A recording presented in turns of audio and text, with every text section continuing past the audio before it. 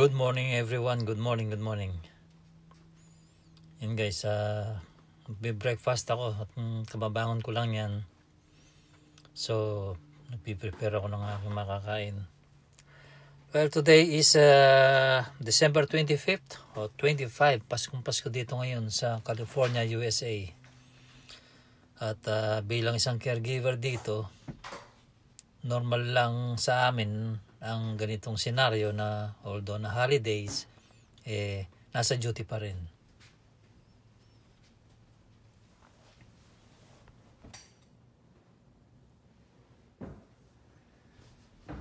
It's around 8:30 in the morning.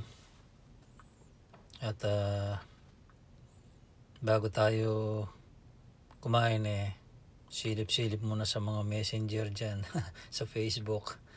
Maraming nag-greet sa akin, maraming bumati. Maraming nakaalala, siyempre, especially yung family ko dyan sa Pilipinas. Hello there! Yan, sa buong pamilya ko. Merry Christmas sa inyo. At sana maging masaya kayo tulad ng inaasahan ko. At alam ko naman yan, lalo na nandyan yung aking dalawang apo na si Sab at si Sak Primo. Merry Christmas, Merry Christmas. Ingat lagi.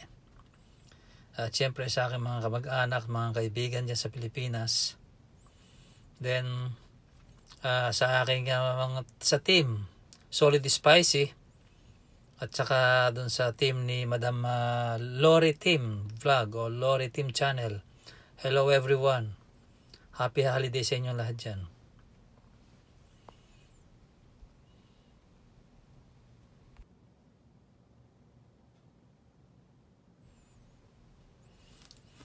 Actually guys, yung client ko niyan, nakahiga pa siya. So, mamaya pa mga alas 10 ng maga hanggang alas 12. Yun ang kanyang regular yung routine namin So, habang nasa bed pa siya, ako naman nag-aalmusal at nakasanayan ko na yan. So, ako na maunang kumain. Well, sa totoo lang, hindi sila masyadong aware or wala sa kanilang Pasko. You know why? Kasi Jewish sila yung hindi naniniwala kay Kristo, ganyan. Hindi naniniwala sa Pasko. They're not celebrating Christmas. Yan. So, sa bahay lang kami. At nakakalungkot lang. Siyempre, dahil tayo hanggang sa lumaki, hanggang ngayon sineselebrate natin ang Pasko kahit paano. Pero pagdating dito sa US, lalo na particular sa aking pasyente na ganito ang kanyang belief or paniniwala, wala tayong magagawa dyan, di ba? Well, ayan, pinakikita ko sa inyo yung cheque. Actually, binigyan niya ako ng nakakatuwa ng aguinaldo. You know? Mag-aapat na buwan pa lang ako dito sa kanya. So, nakatanggap na ako ng aguinaldo. At, ayan, nakita nyo yung presyo kung magkano, $250. Sa atin, approximately, nasa mahigit 13,000 pesos yan, no? Diba? Ang galing. So, okay, natutuwa. At, hindi ko yun expect yan Kasi nga, hindi sila nagse-celebrate ng Pasko. So, fortunately, meron pala silang consideration sa mga tulad namin na caregiver. At ayun nga, nakatanggap ako ng $250. Wow. Marami nang mabibili yun dito at dyan, lalo na dyan sa Pilipinas. Well, alam niyo ba guys kung ano yung breakfast ko? So, meron akong fruits dyan. Yung bagel, nilagyan ko ng peanut butter. And then, kanina naglaga pa ako ng 2 itlog So, pamaya-maya siguro doon ko kakainin yun. Ayan, habang pinipicturean ko yung aking cheque, yung bonus ko or yung aguinaldo ko. At, boring di ba? Yung dito, yung holidays. Actually, mahigit 5 taon na ako dito bilang isang caregiver. Ganun talaga yung buhay ng isang caregiver. Mas kailangan nila ng caregiver pagka tuwing may ganitong okasyon. So, swerte mo pag nakahanap ka ng reliever na papalit sa'yo pansamantala o isang araw. Kaya lang minsan hindi na rin dahil halimbawa ngayong Pasko, so yung aking mga kaibigan ay nagtatrabaho, wala, kumbaga hindi rin mag-enjoy, hindi rin ma-celebrate ng maayos dahil kung nag-iisa ka lang na mag-day off, di ba? Saan ka pupunta? So I rather stay at home. At least hindi ako nabawasan ng sahod. Sumahod pa ako. Nagkaroon pa ako ng aginaldo nga. So nakakatuwa. Well guys, when it comes to caregiving, tulad ng nasabi ko ng mga nakarang video ko, kailangan talaga mahabang pisi ng pasensya. Totoo yan. So, uso naman yung stress uso naman yung boring pero dapat kaya mong i-handle, kaya mong i-minimize o i-minimize yung para hindi ka masyadong apektado, sabi nga.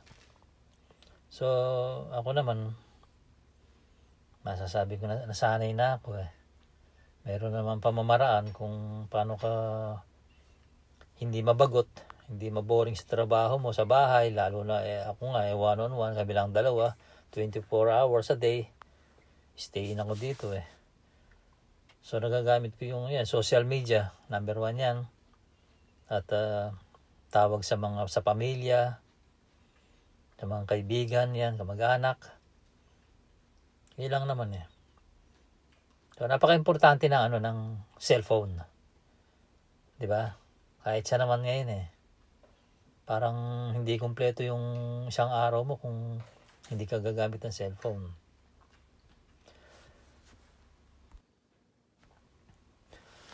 Alam niyo ba guys, bihira lang akong kumain ng ganitong almusal. Sa totoo lang. Nasanay ako doon sa oatmeal at saka sa cereal. Well, ano pa man, nasa way back nung nandun ako sa Afghanistan, nasanay na ako sa ganun Yung bang parang hindi ako nagsawa. Yung oatmeal, tapos lalagyan ko ng mga prutas yan, saging, avocado, grapes, mga berries na yan, strawberries, mga ganyan. Siyempre, lalagyan ng gatas.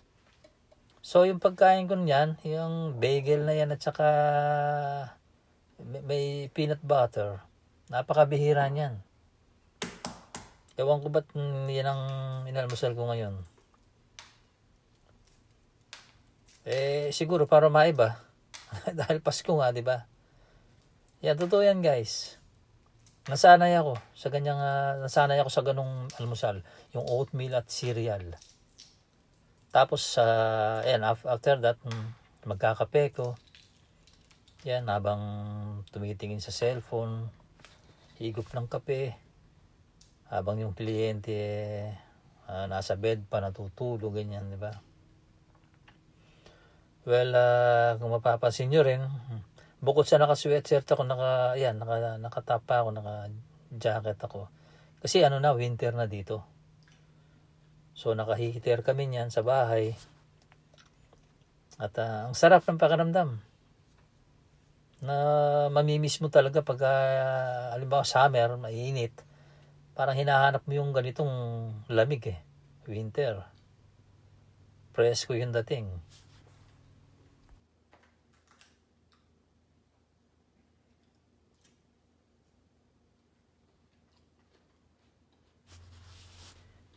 Yan mixed fruits. Meron siyang watermelon, may melon, meron siyang pineapple, meron siyang strawberry, grapes. So naka-box na yan plastic box. Nabibili ng ganyan. Yan pala yung yung paborito ng breakfast ng pasyente ko. Hindi lang breakfast, basta 3 times a day, 3 meals a day. Prutas lagi yan, hindi nawawala.